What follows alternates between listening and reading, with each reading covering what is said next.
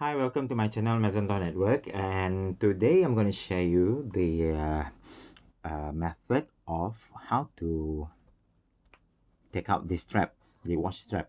Usually they will use like a screwdriver type of, like very small screwdriver type, not like this, but have another, like a U, finishing with U like that, so you can scrap uh, the uh, the tiny metal there.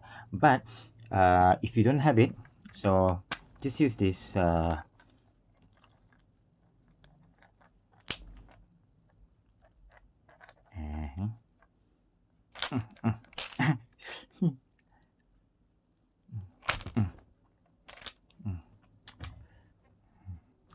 just use the floss. Actually, this is too much, and I have to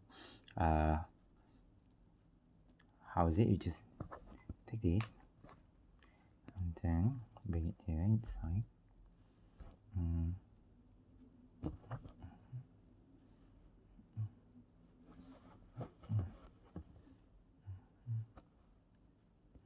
Okay, get that. Then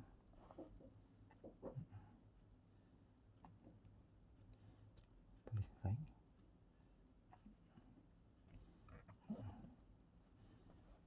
Okay,